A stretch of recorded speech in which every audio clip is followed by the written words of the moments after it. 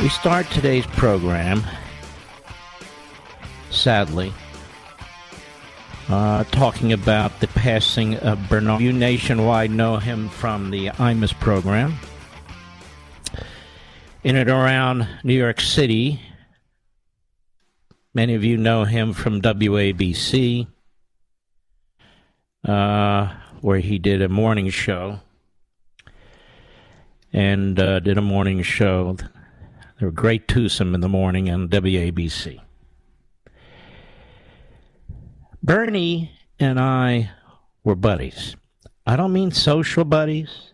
I don't mean that we went out. I don't mean that we called every day. But we were buddies. We shared the same philosophy, kind of the same weird humor. We didn't take any enemies. And he was a really, really smart guy, but kind, extremely kind. He would call me before I'd go on Imus. Imus would like me to come on from time to time, actually often. And he would say, heads up, you know, he's going to do this. He's going to talk about that. I said, okay, that's cool. And he was very loyal, extremely loyal. And I wish more of you around the country could have heard his morning show, because he's just fantastic. About 3 or 4 weeks ago, give or take, I tried to call him on his cell phone, which I almost never did, and there was no answer. And there was no voicemail. And I knew there was a big problem at that point. But he will be remembered as one of the greats of radio, and one of the great people, kindest, decent people you can meet in this business. And those of you who may have met him outside this business know exactly what I'm talking about. So I want to wish Bernie's family and friends my deepest sympathies. And I want to say, rest in peace, my brother. None of us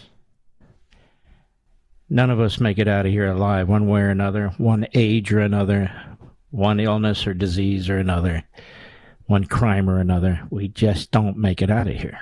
Not alive. You know, I think it was Gene Shepard, another great radio man years and years ago, who said, and I was a young kid when I heard this in Philadelphia, you know, with the transistor radio antenna picking up New York radio.